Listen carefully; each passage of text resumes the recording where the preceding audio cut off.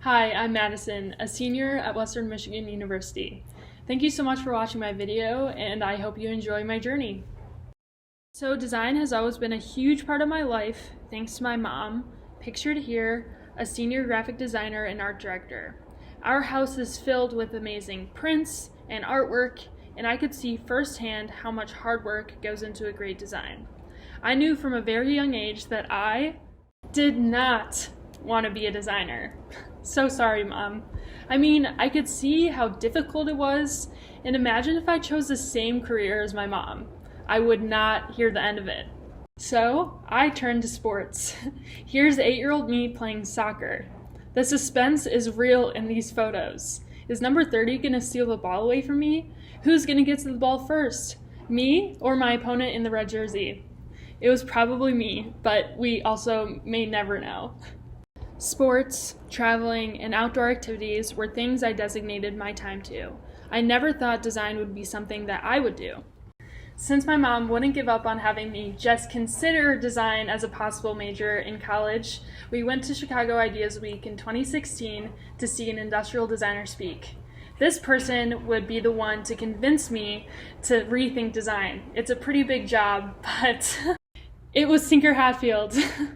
Well played, Mom. Well played. I didn't even know that there's people out there that design products, but it sounded like something that I wanted to do. Not just because Tinker Hatfield has designed some of the most iconic shoes, but from what I took away from the whole experience. My first takeaway was from Tinker Hatfield himself. And that was how important it is to do something you love and that you are passionate about. Shoes have always been a big part of my life as an athlete, so that field has always been super exciting to me. I was lucky enough to work for Wolf & Shepherd as a product design intern in the summer of 2019. They are a men's dress shoe company, and they're located in El Segundo, California. My first project was to design slip-on shoes with their brand language. You can see their brand language on the left, and also slip-on shoes that would match their current shoe collection, as you can see on the right. I researched some shoes that were on the market that had classic silhouettes and began to sketch and design around those styles, keeping in mind what Wolf & Shepherd is all about. Then I moved to Illustrator Renders, where I focused on 3 designs that represented the brand the best. I presented these 3 to the whole company, where the majority liked number 3. I took this design and refined the render to present again. This was the final design of a slip-on shoe for Wolf & Shepherd.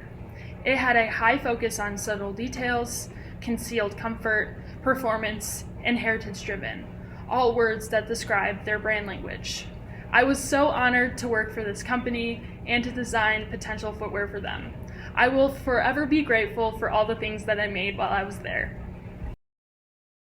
My second takeaway was from my mom, and that even if you aren't designing under your passion, you can still make and create something that you can be passionate about. And to be coachable, because no matter what, you can always be learning. My fall semester senior year, we worked on a sponsored project with Eaton to design an automated electric vehicle to better the grocery store experience during COVID. We split up the whole grocery store experience into a system app and designated each part to one person in the class. I was designated to cart assistance for in-store shopping. Right before we started this project, Amazon came out with their smart cart where you can scan and check out items right from the cart. I decided to move away from a cart redesign for my project since every store already has carts and they can be expensive. I wanted to create something that would help users figure out the layout of the store quickly, get everything they need on their lists, and to leave without any worries of COVID or missing something that was on their list. Having a little robot that connects to the cart by a magnet, knows the whole layout of the grocery store like a Roomba, and allows you to still be an impulsive shopper was my solution. Meet Underdog. Just open up the app, choose what external list you are using, and Underdog will lead the way. This is the final Underdog. A hand-drawn exploded view, some different CMF for different stores, and a rendering done in SolidWorks and KeyShot. Even though this project was really out of my comfort zone, I was able to take the prompt and turn it into one of my favorite projects. I was able to show my design style and my personality through the product, and I was able to learn new things because of it. I'm excited to mix both of my takeaways from Tinker Hatfield and from my mom for my thesis project this senior year. I'm working within my passion of triathlons, but at the same time out of my comfort zone with a product that is inflatable. I've been competing in triathlons for 10 years now and know a thing or two about products not working out the best. So I asked triathletes in my community what piece of equipment that doesn't work very well. I got answers from their body or their legs to their watch metrics, but one that stood out to me was personal swim buoys.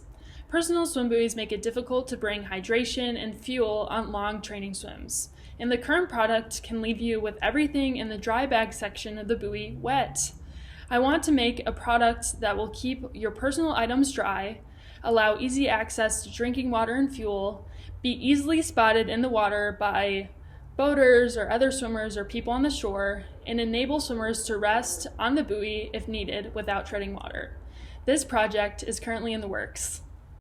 I have done immersive research for this project, as you can see in these pictures, and I just received some heat-sealable waterproof material to work with. I have the best of both worlds, being an athlete and now an industrial designer, and I really mean that. Sports have impacted me as a person and have made me a better designer because of it. You always have to be willing to get better. You always have to continue to learn, and you always have to be willing to listen to your critics and to be coachable. I can't wait to continue learning more tips and tricks and the design world and be a better student of the design game. Thank you all so much for your time, and I really hope you enjoyed my journey. Thank you.